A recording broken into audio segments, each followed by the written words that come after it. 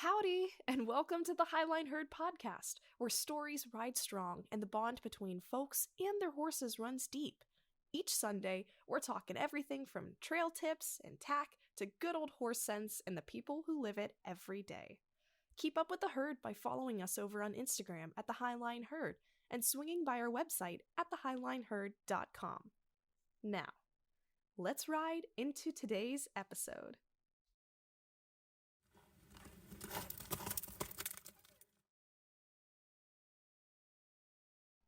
Hello, and welcome to another episode of the Highline Herd. I'm Skylar. And I'm Shelby.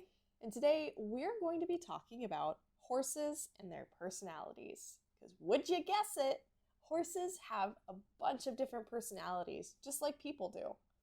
And they tend to mirror their people too. You'll notice a lot of similarities between horses and their owners. Yep. And you'll notice kind of one person seems to really attract, whether subconsciously or consciously, a certain type of horse personality. Oh yeah. Or they gravitate more towards a certain type. Yeah. And you know what, though? That kind of mesh of personalities can really make or break a partnership. Exactly. And depending on what you're doing, that's a huge thing. And we touch base on this in a previous episode too, when we talk in detail about pairings. We do. What pairings are good, what pairings are bad. So if you want to hear us talk about that aspect of kind of this topic, feel free to check in on that episode. Yeah, and in that episode we also cover weight, which I know a lot of people get concerned about their weight with their horses. Mm-hmm. So in that episode we cover quite a bit. We cover basically everything you need to know pairing horses. Personalities, weight, activity, discipline, all of that. Yes. So, and that kind of ties into today's episode because, different personalities do better with different disciplines, different jobs. Yes. Yeah. So, we'll touch base on that today as well. Yeah. For sure. I feel like a really good point to start out with is the different personalities and how some horses are only one-person horses. Yeah, that's the one most common. That's one of the most common personalities. That's what people think of the most is one person versus multiple person horses. Mm-hmm.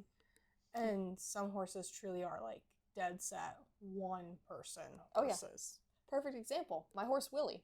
He is a one-person horse. And when we say that, we mean the horse does better when one person is riding them or interacting with them or doing anything with them. Yeah, and they're more comfortable. They are. And sometimes it's a result of trauma, like Willie's case more than likely. And sometimes it is just their innate birth-given personality trait. Yeah, their bond with you is strongest and they prefer to be with you. Yeah, and some of the symptoms you'll notice of horses not being a fan of being ridden by multiple riders, the things you'll start to notice between a one-person horse and a multi-person horse. They're more stressed when ridden by other people. Their performance is all over the place. Not consistent. They act out in some kind of way, especially with specific riders. Mm-hmm. They may behave a certain way when put in the cross ties or when handled on the ground. They usually tell you when they're not happy with being handled by multiple people. Yes. And that actually was the case with Willie. I had sold him and he was with a different owner for about 2.5 years where he worked as a lesson horse there. And so he was being used by a bunch of different kids, teaching them how to jump and how to ride, etc. And eventually the program owners contacted me and they were like, hey, our lesson program's kind of, being shut down right now. We don't have enough kids coming out. And we've realized that Willie really doesn't like having a bunch of different people riding him. So we're going to cut him from the program. Would you like to buy him back? And of course, I bought him back in a heartbeat. But that experience only solidified, he really does best with one person, me. So it's just something that you have to kind of keep in mind. Your horse could prefer to only be with you and interact with you, and that's totally fine. Or your horse could love the attention coming from anybody and everything. Yeah. AKA Shelby's horse, Valor.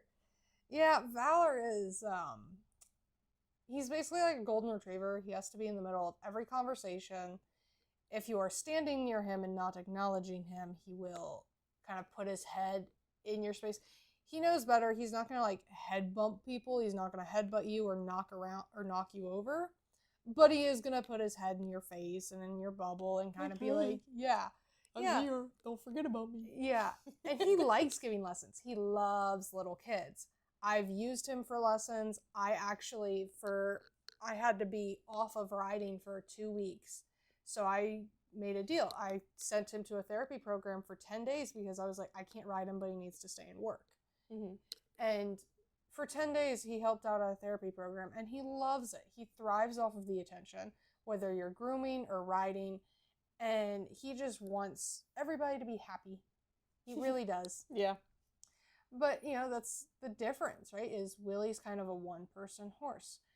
And, you know, to kind of go off what Skylar said, yeah, you might realize your horse does well with you, but don't feel bad if something happens and you can no longer keep that horse.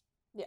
Which is where, like, Skylar kind of went with Willie's circumstances. She felt selling him was the better option. Yeah, there was a lot of issues where our personalities were actually clashing.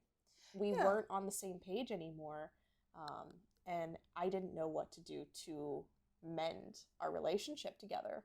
So my best course of action at the time was to find a horse that was best suited for my needs, which I was leading trail rides. I was, you know, actively taking people out in the woods, and I needed a horse that, you know, wanted to do that job too.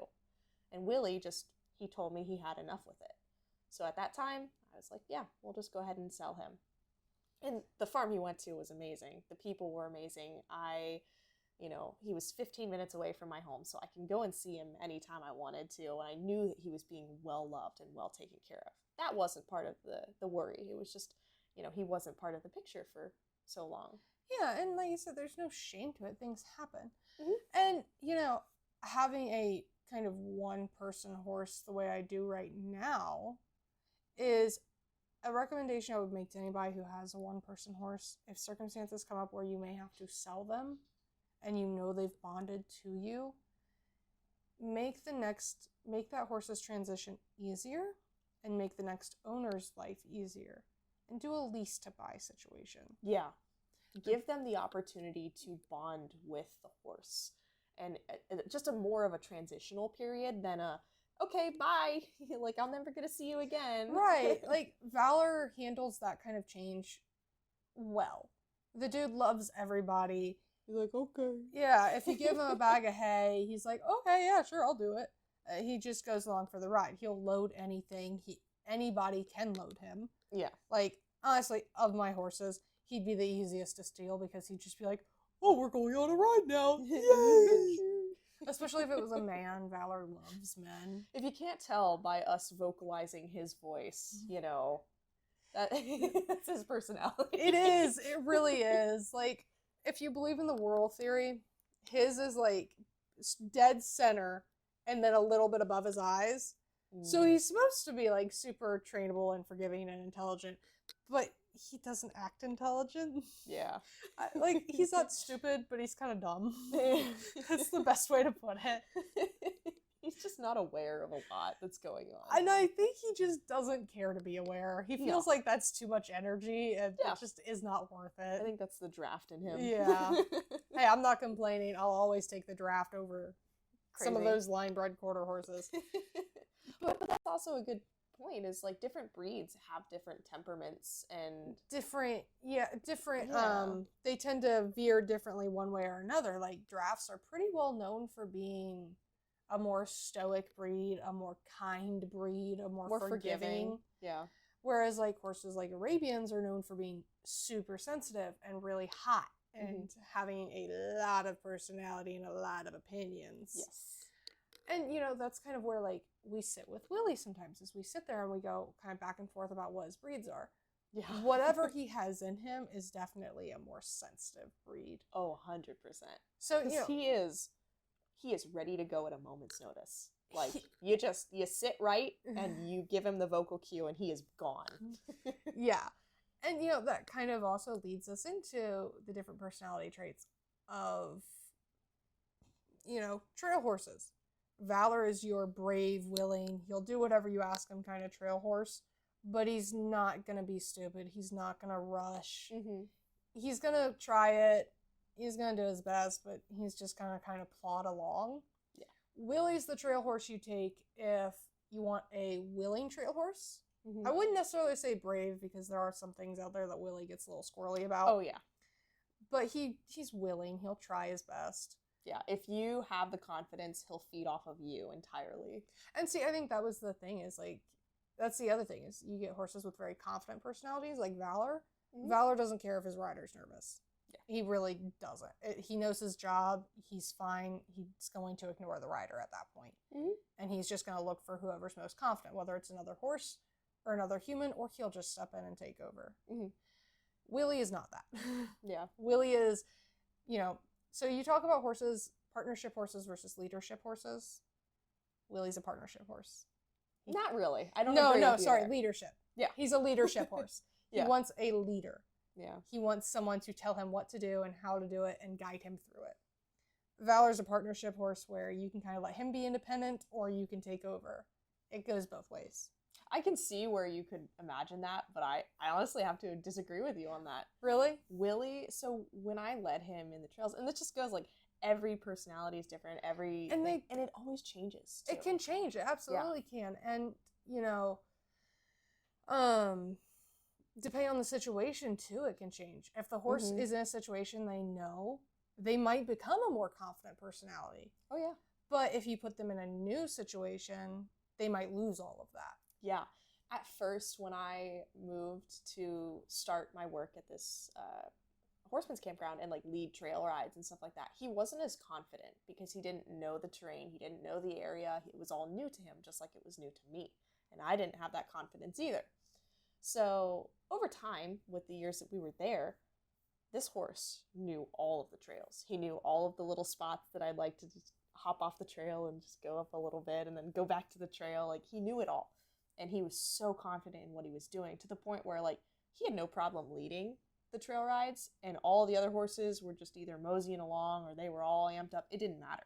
He wouldn't feed off of them. He would feed off of me. I was going to say, you were the leader in that situation, and he knew it. Yeah. So when we say leadership, that's what we mean. He's Yeah. going to look to whoever he deems the leader. He deemed you as the leader, not the other horses. True. Yeah. And he knew he was in charge of leading. This is the thing with horses, is there's very few that don't actually understand or know their jobs. Yeah. When they, like, get set into something and they, like, They okay, know. this is my life, they know their job. Yes. And they either love it or they hate it. Yeah. Some horses, if you don't give them a job, they mentally just check out. They don't have anything to look forward to. They don't care about anything. Or you wind up with horses who, and this is personality types, you have the horses that need a job. Yes. They need something to do, either because they check out and shut down, or they go the total opposite. They need the stimulus. They need the constant. And they just become a menace. Oh, yeah. They play with things, they destroy things, they pick on their herd mates, they're constantly testing boundaries with you. They break things in the stall. Yeah, They're like- just insane. Yeah. And some horses just need a job for the sake of they have to be doing something. Mhm. Something has to be working their brain and their body effectively so that they are going to bed tired, basically. Yeah. I mean, you have to think about it. Like, at the end of the day, these are prey animals, and they have been bred over the centuries to live in the wild. Now, yes, they're domesticated now to some extent, and they're not really intact with those roots. And that's where also, like, wild versus domestic horses will play a big factor into personality as well. But going back to that point is, like, they will act completely different. They yeah. do.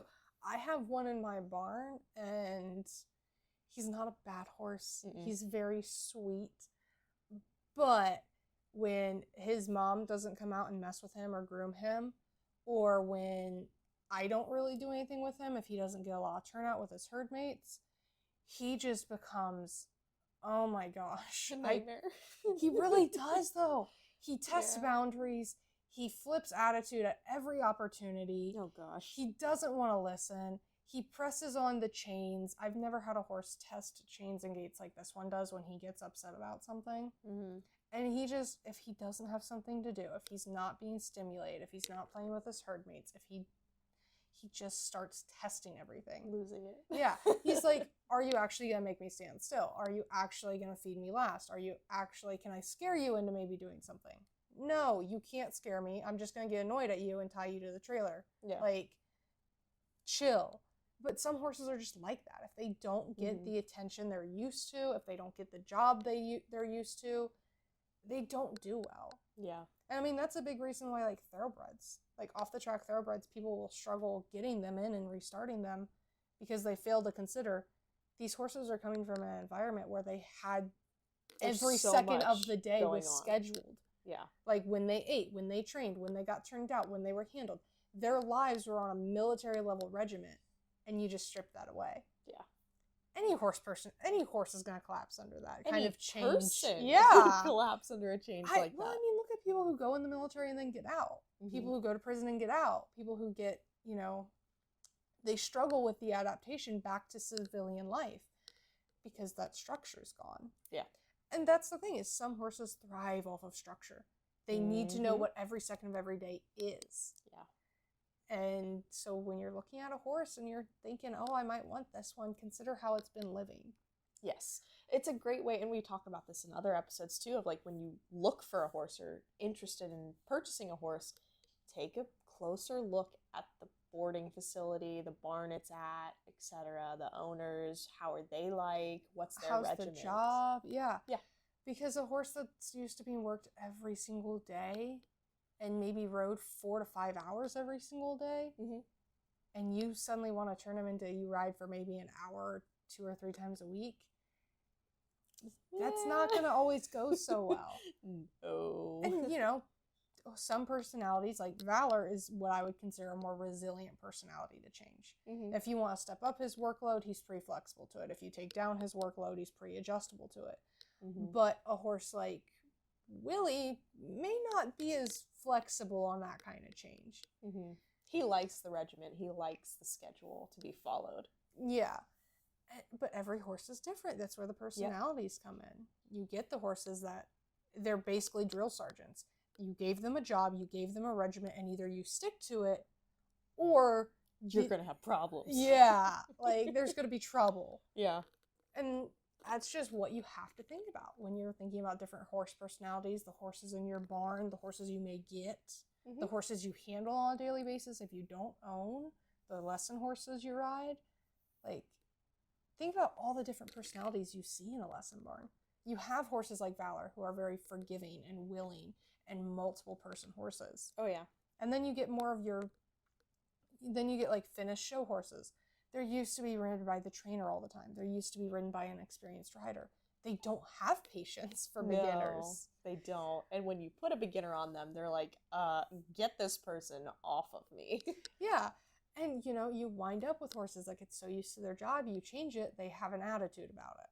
I know jumpers that are like, as you give them a ground pole, they act like it's an insult, and they just purposely kick it or don't go over it or whatever.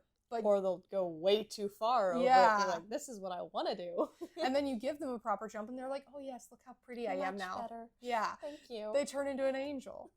And that's the personalities, though. You get some horses that are super opinionated and make it clear like that. And then you get some deadheads out there, like your parents' horse Chance, who doesn't seem to have an opinion about anything other than his next meal. No, he doesn't care about anything besides food and when his next feeding is going to be. That is the only thing that motivates this darn horse. And it is so frustrating. Like, he is lazy as can be, doesn't care about anything, and it's gotten to a point where sometimes it's a little dangerous how much he doesn't care. But and that's the thing that's his personality. That's the thing you have to consider too. There are some horse personalities out there that in the wrong hands are extremely dangerous. Yeah. And you see it a lot with like trauma-based experiences in horses. I've seen it with trauma-based horses, but I also see it with horses like one of my client horses, Chill. He's a great horse, very sweet, but if he doesn't have something to stimulate him, he starts testing if he starts testing his boundaries almost immediately, and he will escalate. Some horses will test their boundaries and kind of like give up once they realize you're not going to cow. Yeah.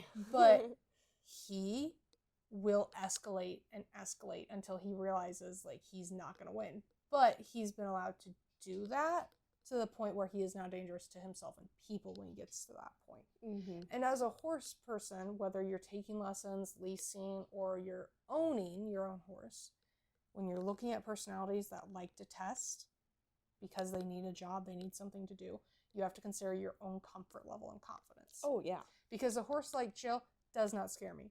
He's gone straight up. He's snaked out at me. I don't care. Mm-hmm. I just tell him he's being ridiculous. I tell him to knock it off. We go back and forth. And that's usually the end of it. Yeah, conversation ended. Yeah. But I do know he has scared people. I do know that people have refused to work on him or with him because he scared them. Mm-hmm. And I don't blame them for that. You have to know where your boundaries are and your comfort levels so you don't make those situations worse. Yeah.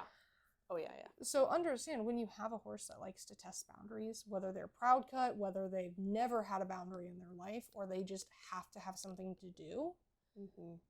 there's no shame saying, I can't handle this and walking away. Oh, and yeah. finding something that's a better fit. Yeah. And I've noticed a lot recently with the horses that I've been dealing with that it's becoming a lot more common for people to treat horses like they are dogs or pets and not properly establish those boundaries to the extent of like the horses' personalities show a lot more and people view some of the things that they do and they personify it almost to some extent. And it's like, oh, that's dangerous. It's very dangerous. Like, don't get us wrong. We are all for letting horses have their personalities. Oh, but yeah. here's the thing you all need to understand as well. First off, horses are not dogs. Prey, predator. A dog is a predator. They are going to communicate differently. They are going to think differently. Oh, yeah. So we cannot say horses are equivalent to dogs in anything other than the variety of personalities and their ability to get along Or with the people. goofiness, yeah. Right. That's where the similarities end. Mhm. They do not think similarly. They do not react similarly. No. So to treat them the same is absolutely unacceptable. And their size is a lot different. You've too. seen the people that like they'll get like Great Danes and want to treat it like it's itty bitty. Itty bitty lap dog. It doesn't matter the size of the horse or the size of the dog. Mm-hmm. Boundaries and respect and obedience needs to be present. Oh, yeah. Because in a life or death situation, do you really want to be squirming with your dog or trying to contain your 1,000-pound horse? Mm-hmm. No. And that's why I think a lot of people forget, because our world is so comfortable and safe now. Yeah. They don't consider emergencies in worst case scenario, but you have to. You got to be prepared, at least to some extent. Right. And the way I see it is, every horse in my barn, they all have their personalities. They are absolutely allowed to have their personalities. The one mare sits there and paws all the time, and she kind of chomps her teeth a little bit when she gets frustrated. Mm-hmm. I ignore that. It's not dangerous. It's not hurting me. She's never threatened to bite. She just chomps her teeth, and I just joke she's swearing at us because she's mad we're making her do something that doesn't involve food. Yeah. Because that's usually when it happens, is Yeah. I've corrected her for something, and she's like, Or I've taken her away from her hay net, and she's like mad about that. Yeah. Stomping the foot, Yeah. kicking the barrel. Exactly. But those behaviors aren't dangerous. If someone else is handling her, they're not going to get scared. Mm-hmm. But when you have horses like the ones at your barn, where they will run you over, they will push They you will over. push your boundaries. They don't respect you. Yeah. That's where it gets into the concerning element. It does, because they're big. And when people get worried about enforcing boundaries with horses, I'm like, look at a herd. Yeah. Watch the Watch. lead mare. Yeah, because, and not just from an aspect of, oh, the mare kicks the horse, horses kick each other so we can smack them. Not just from that. No. But when, like, the youngest horse goes out and starts picking, And nagging. yeah, And bothering and pestering. Watch the lead mare, because she will run that horse out and keep it out until it has come back and apologized multiple times. And if that behavior continues, she'll continue to do that same thing. She'll run him off, wait, bring him back in, and as soon as he's calm and chill and doesn't repeat those behaviors, it's fine. Everything's great. And the other thing, too, like, I would encourage people to watch as well is you might see a herd and they might get along beautifully. No one really squabbles, no one bullies. But you'll notice if one horse constantly comes at the others with too much speed, too much pizzazz, whatever, you'll notice they start not welcoming him Mhm. until he starts slowing down and coming in nicely. Yes. And it's examples like that I tell people, I'm like, this is why you have to have boundaries. Even in the herd, they know you can't come at us all crazy like that. Mm-hmm. You're going to hurt us. It's like a great example of this is like some workplace. Mhm. You have a team of people that work amazing together, and you get a new hire in that is so full of energy, so crazy, and just out there. And they're trying to mesh with this very chill, laid back environment. The people who were there before are like, dude, chill out. Like, Right. calm down. And they don't want to include that high energy person. It's the same thing as a horse herd. They want to be as mellow as possible. They just want to sit and graze all day, do their own thing. Right. Well, and it's Yeah. why I don't handle horses that are, if you're in your stall, if my horses are in their stalls getting spun up because I'm taking out other horses, I'm taking that horse out last. Yeah. Because I'm not going to feed into your, Psycho. that's one way of put, I'm not going to feed into the buddy sourness. Yeah. Just because I took your friend away for 5 seconds doesn't justify this behavior. It's not feeding into the tantrum that they're throwing. And trust me, horses can throw tantrums. Now, and there is a difference between tantrums and genuine anxiety. And when it turns, there's a big difference. yes, when it turns into genuine anxiety, that's when you want to step back and address the issue instead of what we just said of like leaving the horse in last or Right. doing things last. Like the one Yeah. gelding I have that I said will test boundaries when he doesn't have enough stimulation, he throws tantrums. Mhm. And I think it's really funny because he only really throws them when his mom's around. Because he knows mommy will come and Rescue. Yeah. He doesn't try it with me because he knows I'm just going to look at him and go, you're being ridiculous. You've been alone before. Knock it off. Yeah. And it's also why I don't let that particular gelding near the mares if I can avoid it. Mhm. Because he's one of those geldings that gets very attached to mares. He's Mm, proud cut. Yeah. Pretty normal. Yeah. Which is, when you're looking at horse personalities, proud cut and intact make a huge difference in Yes, they the do. strength of their personalities. Yes, the amount of testosterone or estrogen running through the horse makes a big difference. So It really does. It factor doesn't, that into the equation. I will tell you, it doesn't necessarily change the personality. It just determines the level. Yes. If you have a stoic horse, you have a stoic horse. Mm-hmm. He's going to be stoic and serious regardless, but he might be more aggressive in like his seriousness when he's a stallion versus a gelding. Yeah.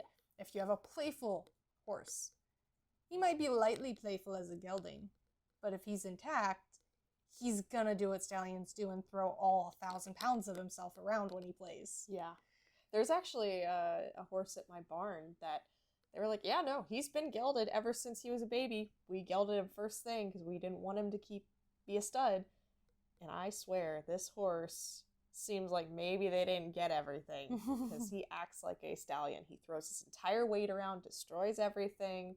I caught him mounting a mare, so he had to be separated. He can only go out with geldings. Like, there's just all this stuff. I'm like, this is kind of making me think that you still have your bits, mister. But that's the thing, is like I've met horses where it's like, oh no, he's a gelding. He's been a gelding since he was a baby. Yep. And you still look and you're like, Are you? are you? And that's how the client horses is. There have been times where we've looked at him and gone, did you actually get cut Everything? when you were supposed to? Yeah. And sometimes there's geldings that act like mares and mares that act like geldings. It's all about the personalities. There's so many combinations, so many different variations and levels to the There really personalities. is. But I mean, like, you've got horses that are dominant or playful or testing or aloof or skittish. And trust me when I say all hormones do is amplify Yes. or Tone it down. tone it down. Like, an aloof horse is always going to be an aloof horse. They're not going to be super personable. They're going to kind of just want to do their thing. That doesn't make them a bad horse. Trust me, there are people out there who like aloof horses. They just want to go out, grab their horse, ride, put it away, and be done. I think that's where Chance falls in the category. He's just very aloof. He Yeah. doesn't care about anything. No. You get skittish horses who every little thing makes them nervous. New Mhm. things make them nervous. That kind of personality is not going to meld well with an anxious human. No. Which is kind of where Sky and Willie, for a minute there, We were clashing so much because I had a lot of anxiety and he was feeding off of my anxiety, and it just didn't go well. Yeah. So next time your horse is acting up and you're confused as to why, do a little introspection, because Oh yeah. it might be just transfer from you. Oh yeah. Which is why, like, when I handle green horses, and Skylar and I have talked about this because I had to do something with her Mustang, Sunny. Mhm. There is a very specific mindset you have to put yourself into with them. Yeah. And it takes energy to do so. And to maintain it. It does. And yes, horses that are more friendly, more playful, more brave, more puppy dog-esque are easier, but it doesn't change the fact that... I was just about to bring up the Mustangs too. Yeah. I have learned so much about the difference in personalities between domestic horses and wild horses. And that's partly why we talk so much on Mustangs, because of my experiences. And it's such a great opportunity to learn about something that is out of the norm. With Sunny, I noticed, like, his personality, he's like a puppy dog now. But in the early stages of us bonding and getting to know each other, it was a cat and mouse game where I had to be extremely cautious and careful with how I had myself, my body. Every little movement, everything that I did was with intent. Otherwise, he would pick up on it right away. He could read me like a book and know what I was about to do when I was 20, 30 feet away. Like, he knew. And that type of dynamic, first of all, it was amazing to experience that. But secondly, it helped us form a wonderful bond, and we got to learn how each other worked. And that was amazing in itself too. So that's why I keep bringing it up. It was a great opportunity, but it taught me so much about how different a horse could be from what I was normally used to with domestic horses. Well, and that's the thing, is like, there are some horse personalities like Valor that are forgiving and you can do pretty much anything and they don't care. Mm-hmm. But whether it's a Mustang or domestic, sometimes you do get ones that are just that sensitive. Yep. And it doesn't matter. You, like you said, you can be across the field and they can pick up on it and decide if they want a part of it or not. Mm-hmm. And I think that's kind of where, like, Willie falls too. Yes. Is you walk in the pasture and Willie's immediately like, he's like, what are we doing? What's going on? Why are you in here? Mm-hmm. Why do you have that rope? Why are you wearing a hat? Mm-hmm. Your boots are different. Oh, you're wearing your Crocs today. Okay, we're not doing anything. Yeah. But that's the thing, is some horses, the moment you walk in, they're analyzing you. Yep. They're reading you. And those are the horses that tend to make really good horses if you know how to work with them. Mm-hmm. They can make some of the best horses you've ever ridden or the worst if you don't know how to direct that energy and manage it. Yep. Yeah, I had to do a lot of introspection when working with my Mustang. But honestly, it made me a better equestrian and a better person. So I can't complain. It will. I mean, horses like that really force you. They don't just teach you, they force you to slow down and think and be intentional. Oh, yeah. There's, to them, nothing's on accident. You tripped, yeah, because you lost your footing, but to them, there was something else to that. They don't like it. Yeah. They don't trust it. Yeah. And I think it's really cool. Different horses, like, in their personalities. Willie, for example, will hold you accountable for everything. Some horses are not forgiving at all. He is forgiving, but he wants you to go through, like, the steps of realizing what you did wrong and then come to him and apologize. And it's so funny to see. Like, prime example is I moved away from home, bad situation, and didn't see him for a couple of months. So I just left him. I knew he was in good care. He was being taken care of by my family, etc. But in his mind, there was abandonment. I abandoned him. Yes. When I came back into the picture, I came home and I went out to the pasture to see him. He wouldn't come up to me. He wouldn't let me go near him. He just kept running away from me. He wouldn't look at me. Like, he was just directing all his energy, like, no, He was mad. He was mad at me and upset. And finally, I got to the point where, of course, I'm just crumpled up in a pile in the pasture crying because I just wanted to be with my horse. And that's when he stopped. He turned and looked at me, and he just waited a couple minutes. And then he came up to me and he was just nuzzling me and loving on me. And it was like that moment of like, yeah, you left me. And that after that point, like our bond was way stronger than it had ever been. And it was crazy. But he made me sit there and like realize like, yeah, no, I did this thing to you and I'm sorry. And I started getting emotional about it. I'm even getting emotional Yeah, right? just talking about it because it was one of those moments that I'm never going to forget. Well, and you can't.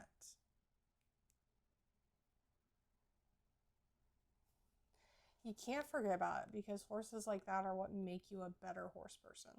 They're what make you who you are.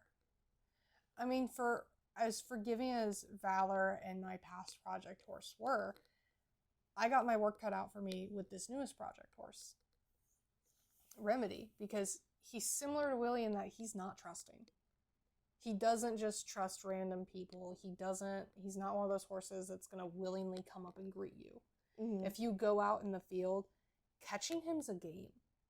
You truly have to like sit there and like, much like Willie, kind of dance around and be like, all right, buddy, just because I have a halter and lead rope, I'm not going to beat you. I'm not going to chase you. I'm not going to hound you.